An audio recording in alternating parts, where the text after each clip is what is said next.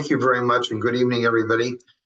We know that there may be some people on live stream, but for those of you that are in the room itself, if you have questions, unmute yourself. Don't worry about interrupting me. We'll talk about things, or if you're more comfortable putting it in the chat, go ahead and put it in the chat.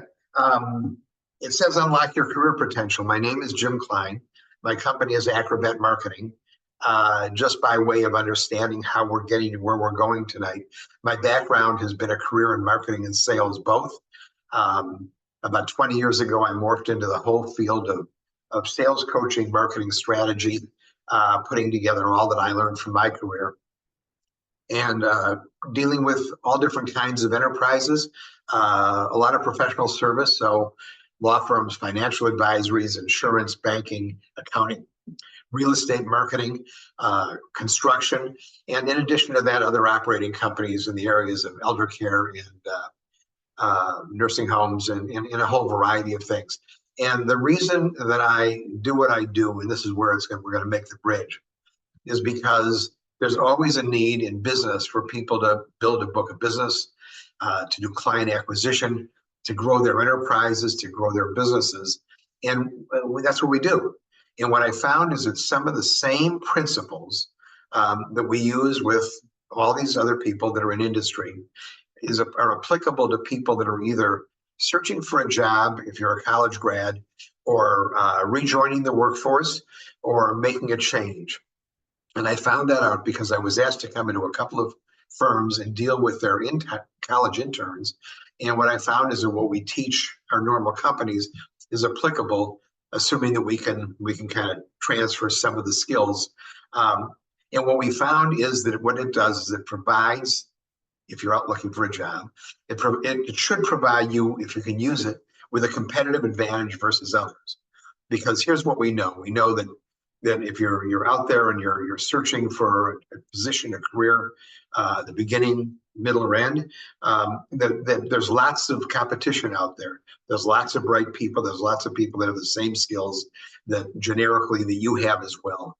So the issue is what do I do to be different? And how do I get to the final interview, if that's what it is? How do I get noticed? Hundreds of resumes are we hear this all the time, are submitted, and nobody ever hears back. So that's kind of how we morph into what we're doing. The goal, though, is to develop a competitive advantage, as we said, and many are qualified, so why should you be chosen? And once again, if you need further explanation, just raise your hand, ask. I'm certainly happy to talk.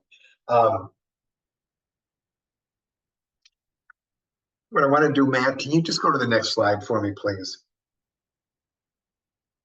What we're going to do tonight, what we're going to do is I'm going to take you through a series of elements that I believe are critical to what your search is. And these are, once again, meant to help you to be competitive, more competitive than the marketplace is. So how do you develop a competitive advantage in your job search? The first one is, and by the way, let me go back for a minute. Oftentimes I talk to people and they say, well, this is like marketing 101 or recruiting 102. And I know this, I've heard it, I've done it.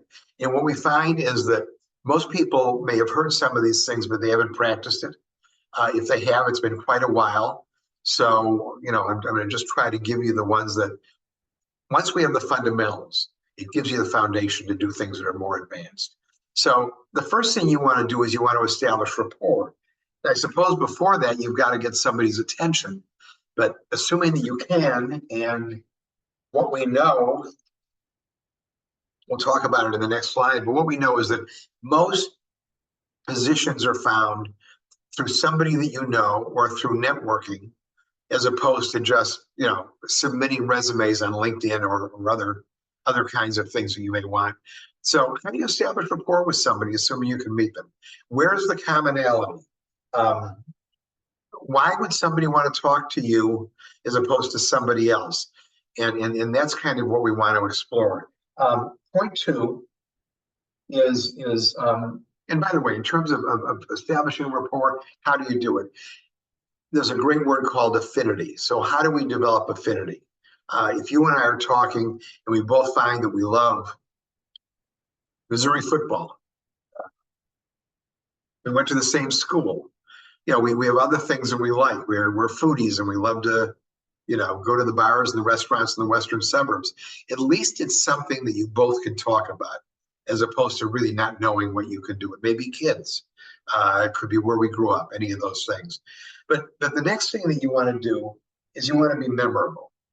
Because particularly if you're in a situation where there's lots of people interviewing for a position, um, who's going to remember you?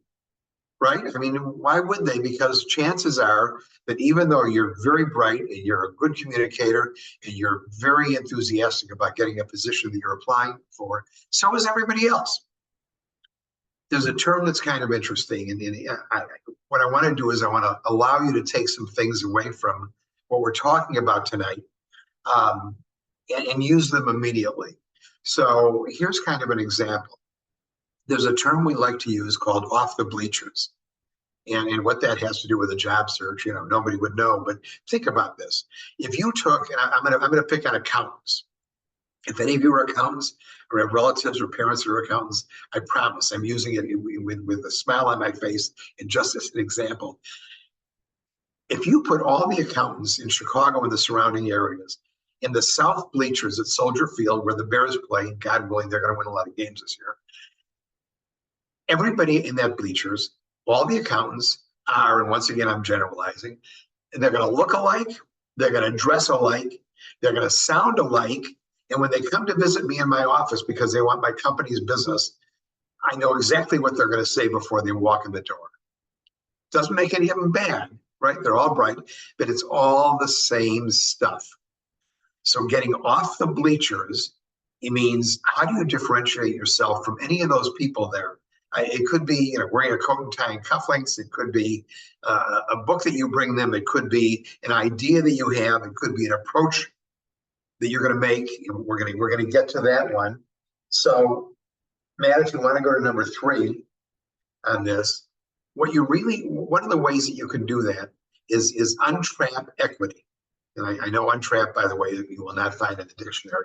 But personal equity is a sum total of everything you are, who you are, where you've been, what experiences you've had, and sometimes being able to use that to differentiate yourself and to be memorable. And what I'd like to do at this point is I'd like to tell you a story. I was dealing with an attorney in downtown Chicago. His name was on the door. He had a partner. It was a small firm. It was a boutique firm, and you know they did nice work like lots of law firms do. And he came to me and said, you know, help me build my business. And I said, well, let's talk about message. What makes you different? Couldn't think of a thing. Well, I'm a lawyer. I do what the other guys do. And I was becoming frustrated.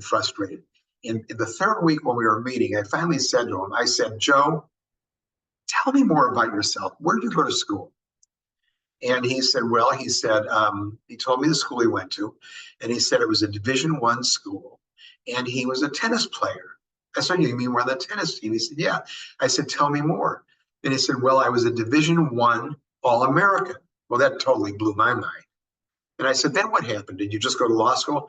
No, I went out to the Pac-8 and I served as an assistant tennis coach at one of the schools for a year. And then I went to law school. And I said, Joe, you got it. And he kind of looked at me and smiled. He said, you mean because I played tennis? Right. He didn't get it. Let me explain it to you. This is where differentiation comes in. This is where untrapping your own personal equity can come in. I said, look at tennis this way. I said, were you strategic? You know, sure.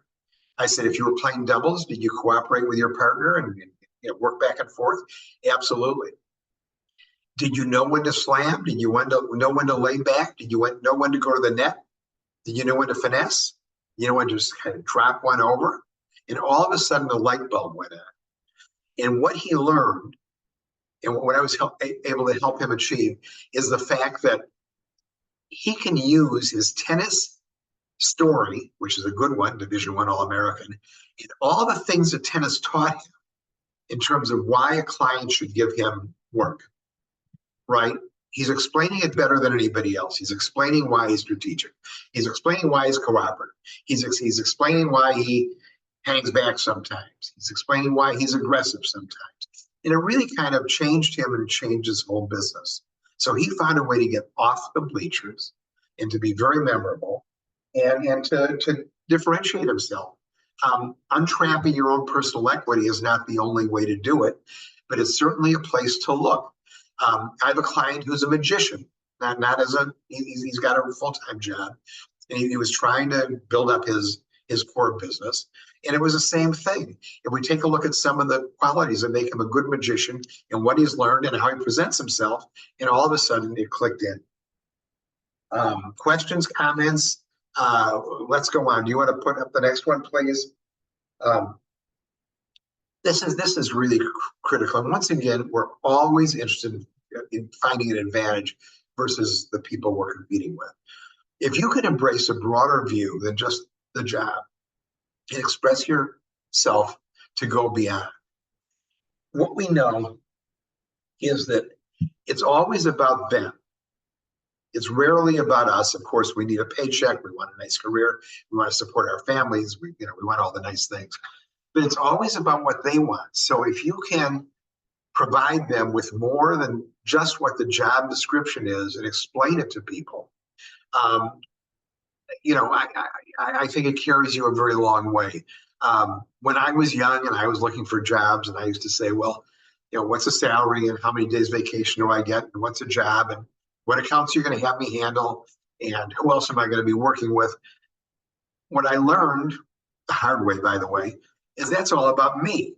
That's not what the CEO of a company wanted to hear from me when he took me out for a lunch because he was interested in hiring me, right? It's how can we be helpful to you? What else do you need? If you can ask those questions, and I know you can't in all situations. I'm not trying to be a dreamer here. But if you can kind of put it back on them, if you can say to somebody, what are your biggest challenges? Where are your greatest needs? Right? In addition to the job I do, are there other places that I can be helpful? I think it takes you a long way because most people either don't know to ask that question, or they're intimidated, or they're uncomfortable because they just don't quite have the language. There's a great concept called speak to the issue. And basically what that means is if there's something to discuss and it's on your mind, it might be on your employer, potential employer's mind, you bring it up. I think people appreciate that. Because if you don't, you walk away saying, well, there were other things I could have done, but I was a little bit intimidated and I didn't. The other guy says, well, he or she, interviewed, very, very well, but no different from anybody else who's been in my office.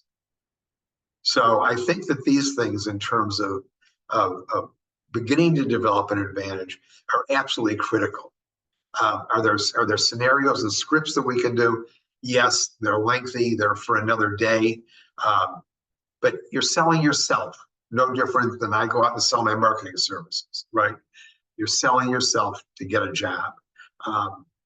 And that's what that's about. Let's go to the next slide. Approximately 70% of all positions are filled through personal contacts. I've seen the number go as high as 85%. For most of my life, I've lived with a recruiter who also happens to be my wife. And so I've learned a lot in terms of what goes on. But I don't know, for those of you that are here, where this value is. But the whole idea of networking, and it's a worn term, but it drives me crazy. To me, I'd rather call it developing the universe. But for tonight, we're going to call it a network. I think it's really critical because that's where you meet some of the people that can direct you. And by the way, those of us that do it all the time. I've tried to help 2 different people this week. I had lunch with a client today who's trying to do the same thing. And it's not necessarily who I am, but it's who I know. And I think that's critical too, because you may come to me and ask me for some help in an area that I don't know anything about, mechanical engineering, whatever. But I know some mechanical engineers, right? So if I'm a giver, we're going to talk about giving, at least there are ways I can make a connection. Networking can be a variety of things. Tonight, we're going to talk about a professional network. But you have a network in family and friends and people you went to school with, buddies you play golf with, have a beer with afterwards. We can always have fun and we can always really bond with each other, but it doesn't hurt to have those kind of discussions. Who do you know who? Where can I be helpful?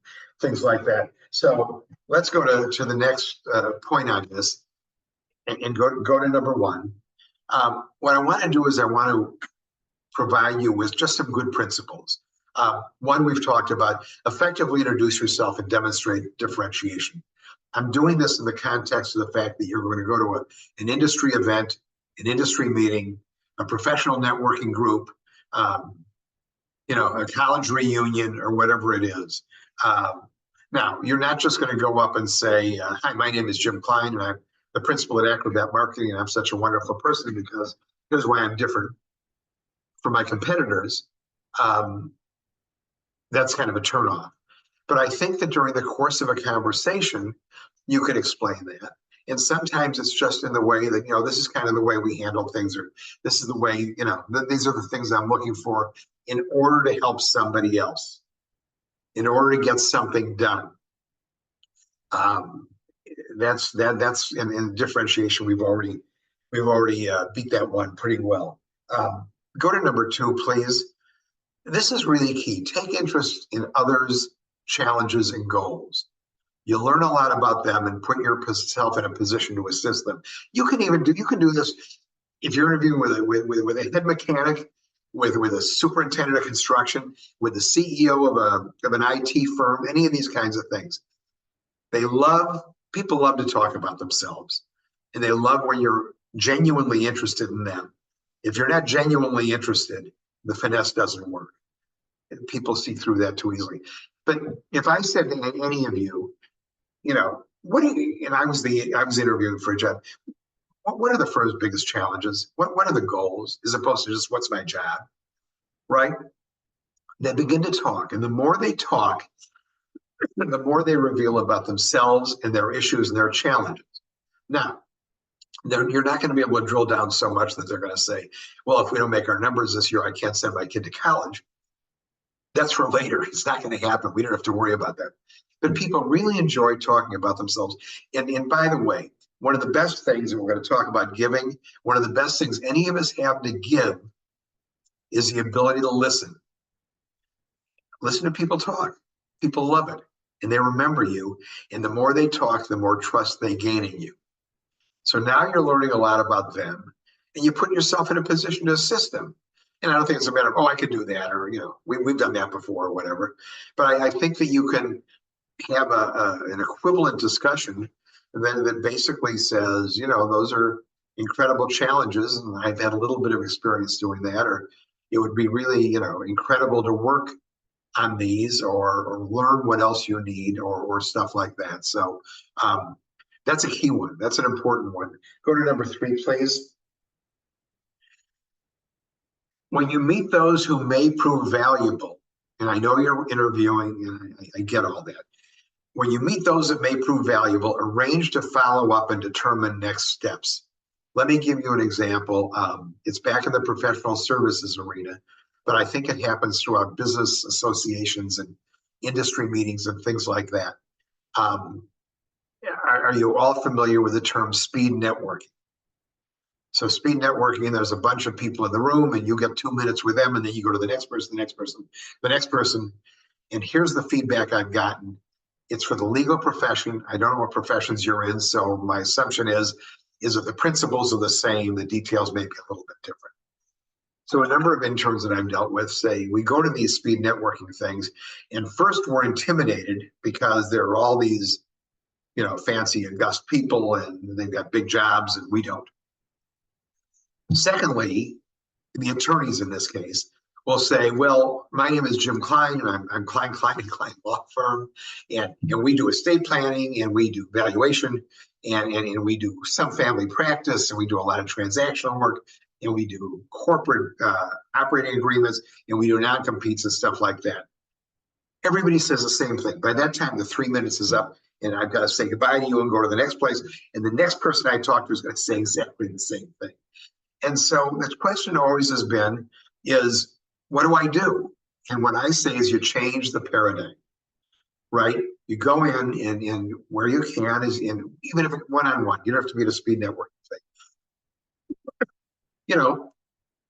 Tell me about yourself. Tell me about some of your challenges. I'm glad to know that you work in some of those areas. May I follow up with you? And people are taken aback by that. That's a big ask. What do you mean by that? Well, if I have any questions or if I could, borrow 10 minutes of your time one day, I'd really like to learn more. Find what you do very interesting. I don't know where we can help each other, but I certainly would be happy to explore that. You're getting a next step, right? You're distinguishing yourself versus others as well. So, normally you may have an interview and I see it happen all the time. The recruiter will say, we'll be back to you by next Monday. Or, September 15th is kind of our go date. So, you're in the hopper and we'll figure it out. Nobody wants to wait until September 15th. By then the job could be gone. So how do you follow up? Because you just can't say, well, I'm just going to follow up and see how things are going. People, they're not going to like that. But here's an idea for you.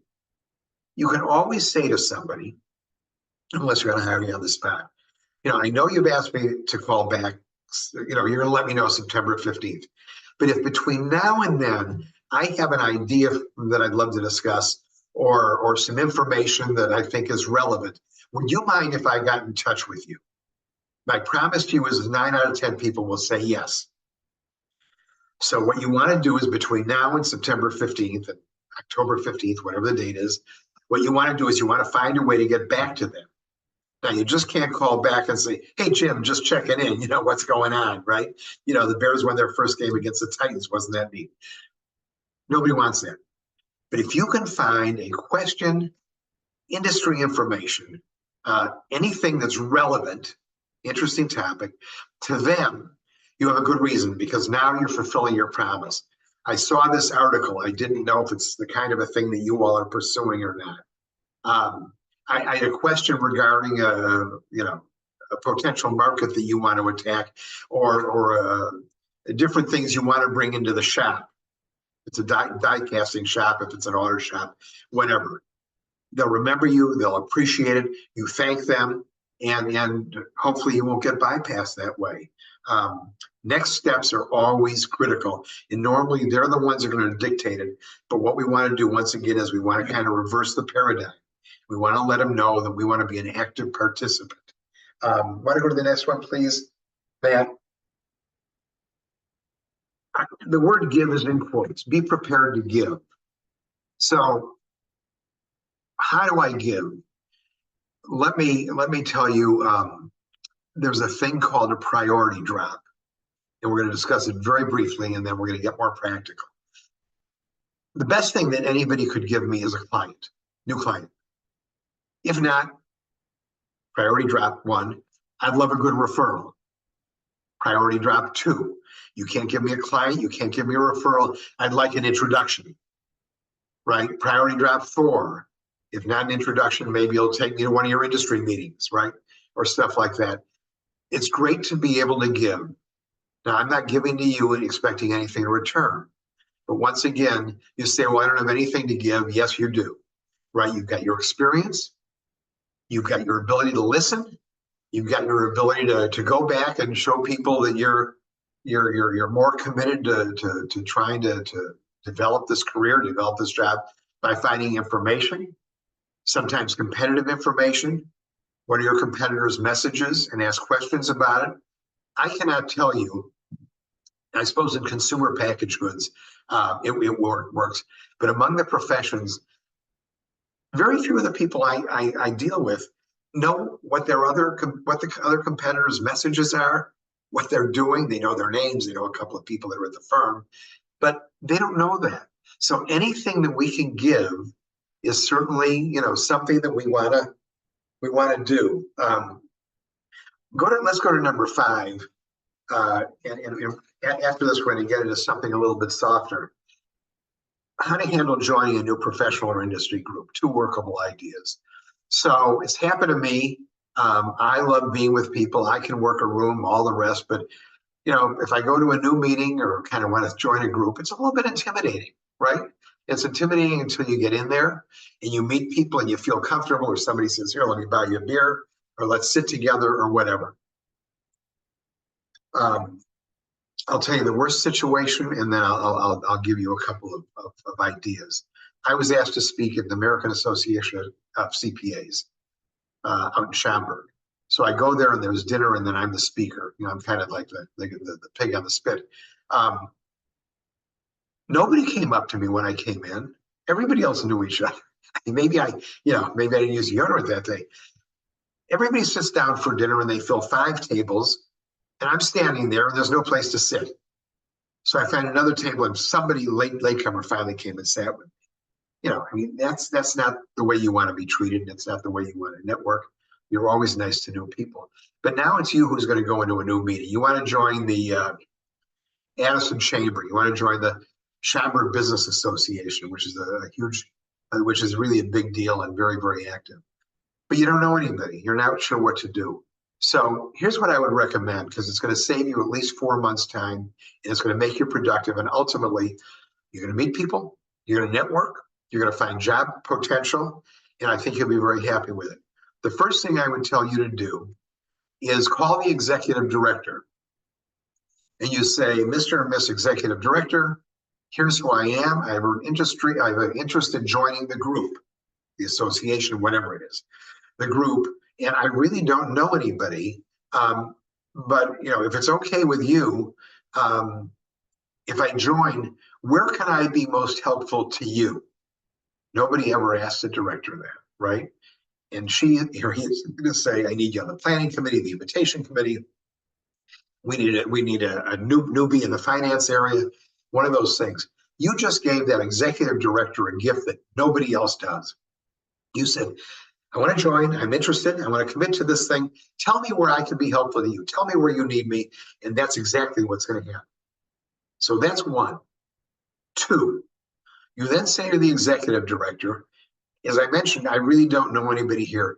Between now and the meeting I'm going to come to on October 1st, can you give me the names or make a couple of introductions to people that are integral to the group, that maybe I could talk to them and familiarize myself with it?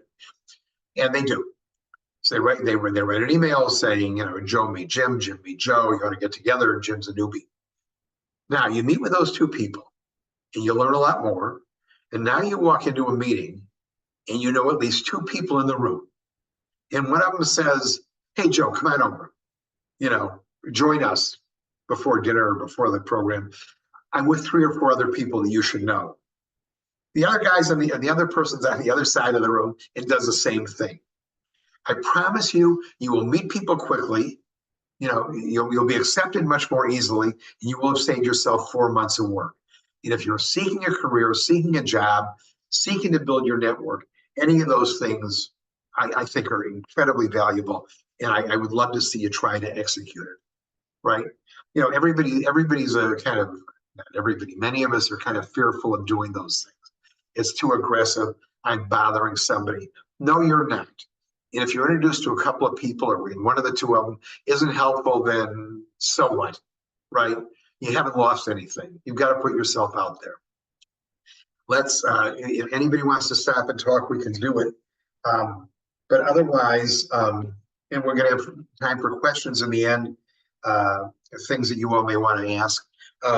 Matt, let's go to discovering personality traits. Okay, so we can't learn or discuss everything tonight. You've heard the discussion taking a 20-pound sack of stuff and putting it into a 5-pound sack. Some of the issues we always have when we go to give a presentation is that there are so many wonderful ideas out there, and you don't have time to do them all because you're not doing justice to any. If you've heard the term emotional intelligence, basically what my understanding of it is you have great emotional intelligence once you understand who you are, in terms of how you treat people, how you view people. But most important is you got to know yourself, right? Know thyself. It happens to be true. And once you know yourself, at that point, you can kind of go out and deal with people, particularly once you learn who they are. There is, why don't we go to number 2? There is, and we'll just leave it there for a minute.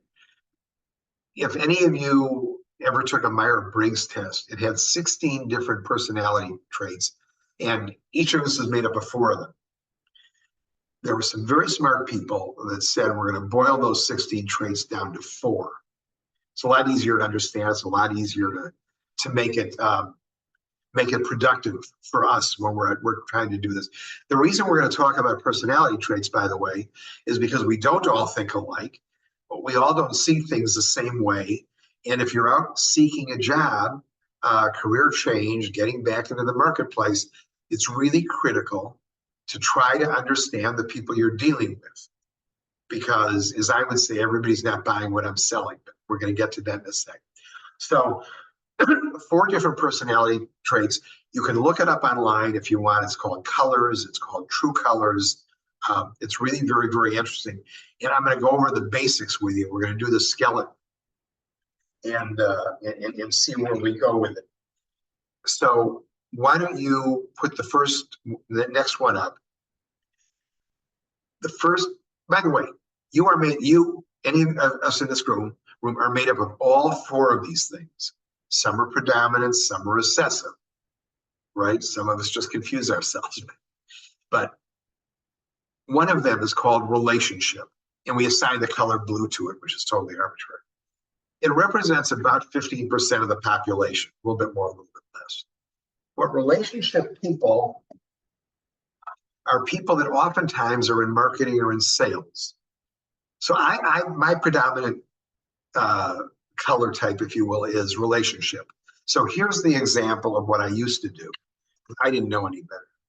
I would go in and I would see my friend Matt Williams, who I had never met before, and I would go in and there was something that I wanted to provide him with or sell a program to or a product or whatever. And I would go in and I would say, Matt, it's so great to meet you. I was referred to you by Billy Brown, because I did get a referral to meet Matt. What a great guy he is, and how do you know him? Here's how I know him, just to try to establish any commonality at all. And I would say then, tell me what your issue is. And Matt would spend 5 or 10 minutes saying, look, we have a job here, or there's something we need to buy or design, or make it up yourself. And here's what it is. And I would take notes and I would listen. And after about 10 minutes was up, I would say, you know what, Matt? That is our core business. It's what we do week in and week out. By the way, I see it's about 11:45. Let's go out for a cheeseburger and a beer for lunch. Most people aren't buying what I just tried to sell. It's a relationship approach.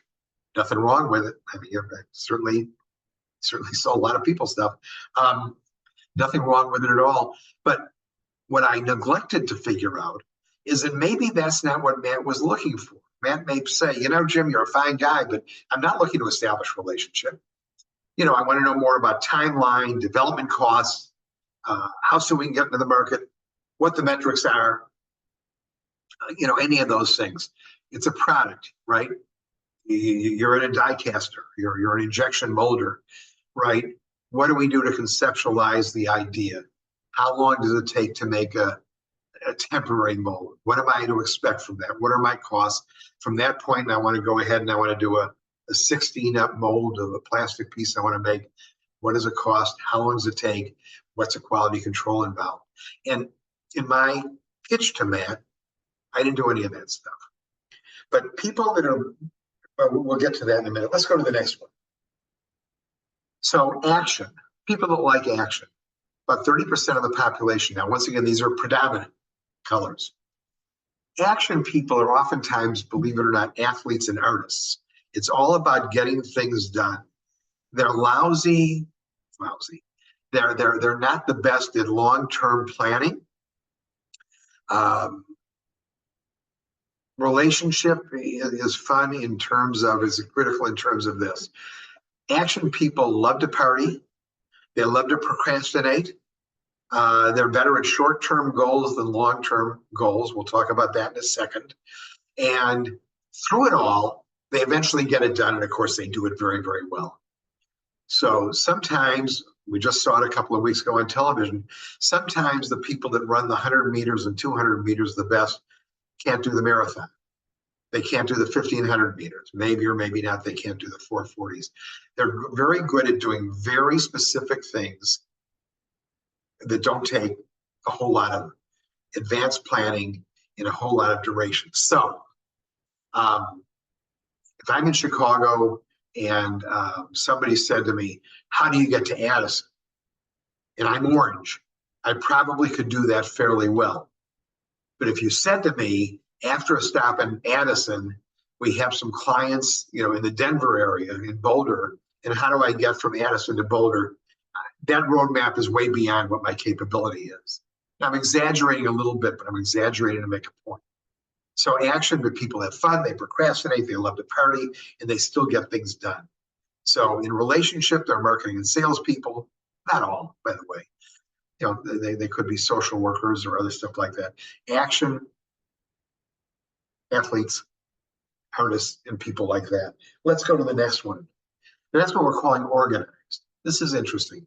Organized, we're giving it the color gold. And this is the largest group out there in terms of predominant.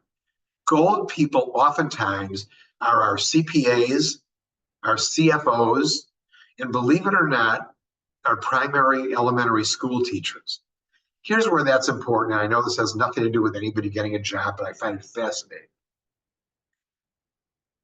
55% of school kids are not predominantly gold.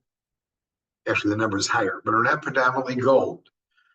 They're being taught primarily by most elementary school teachers that are golds. So we have people that are gold, right, that do a good job, certainly, but they're teaching kids whose primary personalities are different. Now, here's how you can tell the difference in a gold and a blue.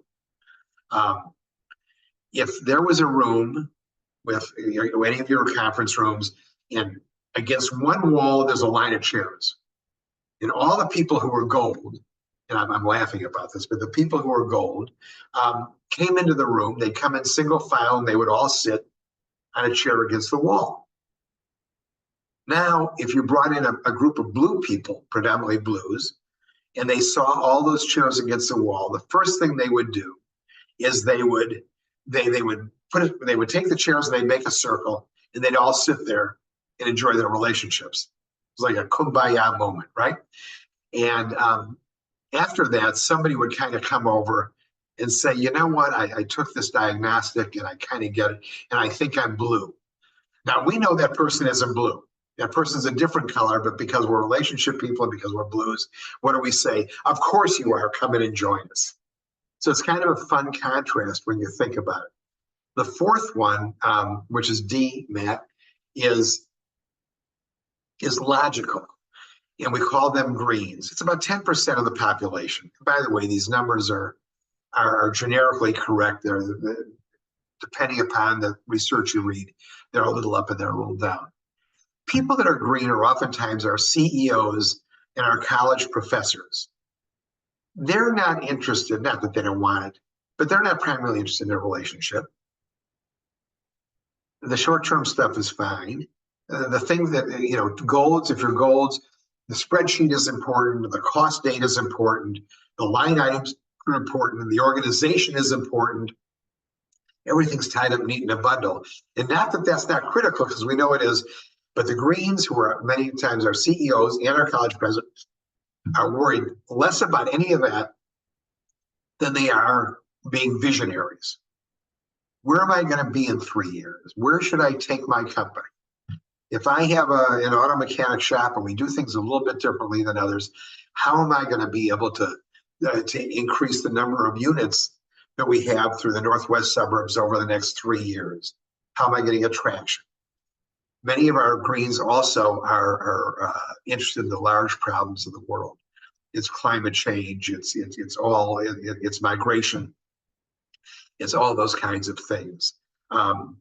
They are so fixated on that the story that I love to tell is that a couple of Novembers ago, around Thanksgiving, a wife of a college professor sent an email to him and said, honey, you never tell me you love me. And he responded, he said, dear, if you remember, I told you I loved you a couple of years ago, and had anything changed, I'd let you know that. Now, I know that's a little bit dry, but it just shows you the way people think differently. So here's the deal. Matt, there's one more on there if you don't mind. Things. So how do we identify them and how do we adjust? You're made up of all of them. If my predominant color is blue, probably my next best is gold and then orange and then green. But people are made up differently, so that's why my sale, the way I would have done it, doesn't always work. Years ago, I worked with one of the biggest accounting firms, and I was dealing with their trainer. And they hired us to go around the country and work with many of their people. It was a wonderful engagement, and we learned a lot, even though we taught a lot. As blue as I was, she was gold green. So I would call her on Monday mornings, and I would say, Mary, how was your weekend? What did you and your husband do? She had no interest in that at all. She wanted to get down to business. She wanted to know what the program was for the week. She wanted to know the rationale behind it, blah, blah, blah. And it took a little while, but finally we figured each other out. And all of a sudden, one Monday morning, I get a call from Mary, and she says, Jim, how was your weekend? And I said, Mary, you're being awfully blue today. And we just laughed about it. One of the things we always want to learn in any situation, you want to celebrate the differences. I think that's what makes us all so great in terms of the fact that we can get along. Our businesses, our careers need all those different kinds of people. The question is, and we don't have time to go over it a lot tonight, we could do it another time, is how do you identify and how do you adjust? Because if I ask a few questions, and I know it's not that who I'm talking to doesn't want a relationship, for example, but is really interested in understanding the budget and the timelines, the questions I ask him and the way I'm going to go back to him and the things I'm going to bring back to him the next time may be different than if I didn't understand who he or she was. If somebody is telling me that, well, yeah, the figures are important, but this is 2024, and by 2027, with the marketplace changes and the advances in tech and stuff like that, I want to know where there's a place for my company. I got to change my approach. It's not disingenuous, but what it is, look at it this way. I think all of us have heard, or at least my parents taught me, the golden rule. The golden rule was do unto others as they would do unto you. Doesn't work anymore. It's been superseded by the platinum rule. And it relates directly to this little chart here. And that's the platinum rule is do unto others as they would like to be done upon. It's a matter of how do we adjust, right? We're still authentic, we're still honest, we're still going to deliver the same great product. We're going to facilitate all this by doing it the way they want us to, in terms of our personalities and our approaches and the things that are important. If you're interviewing for a job and somebody says, I need you to do something and get back to me, and you're one of the things you can say is, well, are you orange or blue? Obviously, you're not going to do that. I'm going to be foolish. But you can say, how would you like me to bring it back to you? How would you like me to answer these questions? I know some of this isn't applicable all the time to our audience, but oftentimes you can do that. And once again, differentiation, a light goes on, said, they're interested in how I want it as opposed to what they're going to come back with. It might be a project, it could be an assessment, any of those kinds of things. So I would tell you to do that.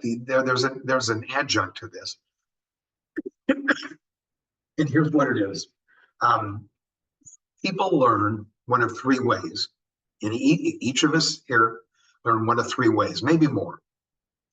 But visually, I have to see it.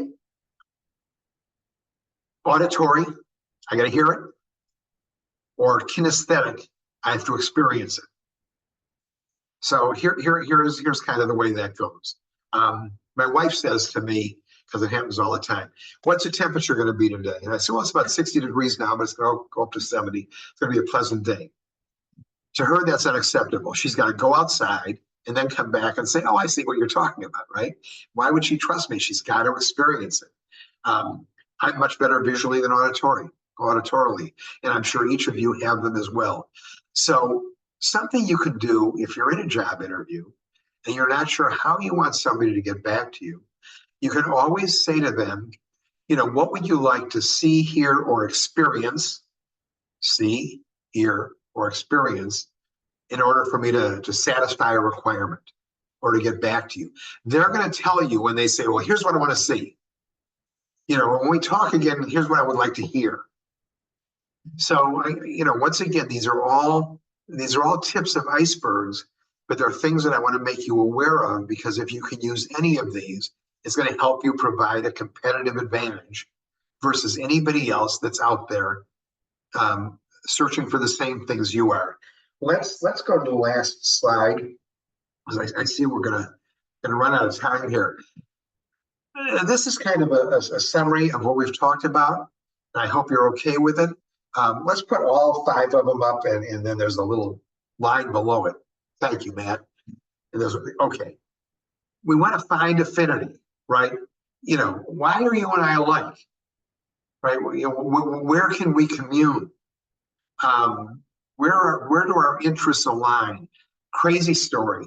2 weeks ago, I took people from an architectural firm and a large national accounting firm out to lunch. I wanted them to get to know each other. I knew that the CEO of the architecture firm and the head of the accounting firm both are golf nuts. So I see them next to each other, and I bring up the topic. All of a sudden, they determine, now these are guys that are high up so they can afford it, as opposed to us mere mortals. They both made trips to Ireland and Scotland to play golf. And guess what? They both played the same courses. Bingo, right? Affinity. Differentiate yourself. Anything that you say that somebody else can say is parity, not difference, not advantage.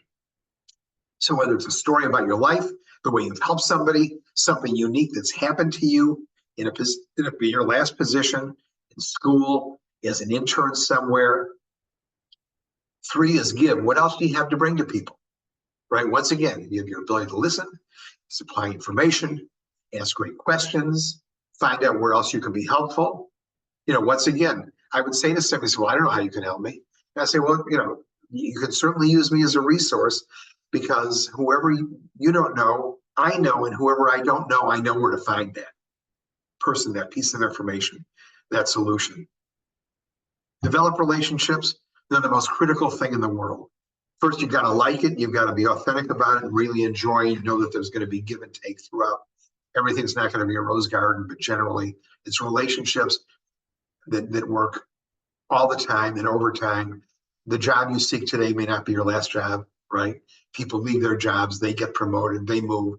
I've had calls from people in business from 10 and 15 years ago that have either wanted to re-engage or whatever. And then I say, well, shame on me for not keeping up. I've talked to people from my grad school days that were decades ago that have gone on to careers and really been able to redevelop, reconnect, rekindle a relationship that's been very, very helpful. We talked about this earlier. It's all about them. It's their goals, their challenges. They'll appreciate the fact that you're the only person out seeking a job that isn't saying, gimme, gimme, gimme. Now, I know I'm kind of dumbing it down here, right? Because other people probably do figure that out. But you need to do that. You need to do it, if only to be competitive. And hopefully, if you're involved in a series of interviews or you get to the finals, right? How do you become the one when you're one of 3 people that are all qualified? They have the same schooling, they have the same background, they have the same skills, tech skills, mechanical skills, whatever it is. So how do we do it? And we do it by focusing on, how does a job fit in?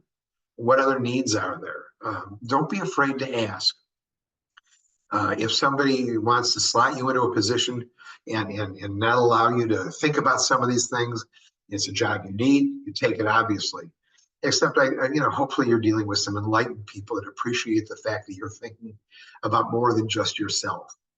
So what I've tried to do is give you a roadmap, a strategy. It's here, an attitude, the way we want to be perceived.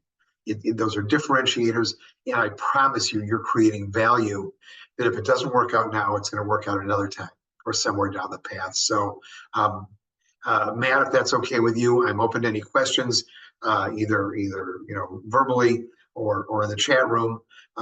If there aren't, what I would say to you is that I'm more than happy at any time to have an additional conversation with any of you. You're welcome to challenge me. You're welcome to disagree with me. My goal, and the reason that we used to say pre-pandemic, it's different from the pandemic. The reason I would get up at 5 o'clock in the morning and put my coat and tie on and drive downtown in the dark is because I'm absolutely certain that people that want to commit to good business practices, good interviewing practices, good job getting practices will always be successful. If you want to talk about it, you want to say I should do something or I could do something or yeah, I heard that or I tried it and it didn't work. It generally is not going to serve you as well. So that's kind of where I would put it together, Mr. Williams. All right. Thank you so much, Jim. I appreciate all of the knowledge that you shared this evening. We did have a chat come in, and I believe it's directed towards you, but can they follow you on any online platforms? I'm assuming like LinkedIn, or if you have any I, other professional platforms that no, they're okay following you on. we do have a website, and generally I've restricted it to LinkedIn for a variety of reasons. If you look up, it may be under Jim Klein as opposed to James Klein, but it'd be Jim Klein Acrobat Marketing. From time to time, there are postings that I do. I'm more than happy to connect with you. Just if you just say, I was the person in the chat room because I generally don't accept people that I don't know at all, and I'm always happy to begin a dialogue with you on LinkedIn. It's whatever people want. My goal and my satisfaction is helping people become getting what they want. And because I'm a relationship guy and I'm a solid blue, I'll do that anytime. All right, sounds good. Are there any other questions for Jim this evening? I know I took away some tidbits, especially about the personality traits and the different colors that we all are, and that we all exhibit at different times. But if there are any other questions, feel free to put them in the chat. We can stay on for a couple more minutes, but if not, have a great evening, everyone. But yeah, we'll stay on for a couple more minutes if you have any other questions. Okay, well, I'll do the same. Matt, I thank you for letting me do this, and my hope is that there are some takeaways. It's if ever anybody that's on or you want to concentrate in one area versus another, we can talk about strategic planning and why that's critical in terms of job search. We can talk about message even more because there are some interesting ways to do it. By the way, Adam Grant, um, not Adam Grant, I just lost it. Simon Sinek, Simon Sinek. If you go to Google and you Google him, you'll see an 18-minute TED talk that talks about the why. It says basically it was from May of 2009 or 2010. Take a look. And essentially what it'll tell you is that when you're talking to people, everybody kind of knows who you are, what you do, how you do it, and stuff like that. But what's critical is why you do something, why you're seeking a specific job or career or position. And it's probably among the best 18 minutes you could possibly spend. Okay, great. I think that's a great way to end it. But thank you again, Jim, one more time. And I hope the rest of you have a great rest of your evening.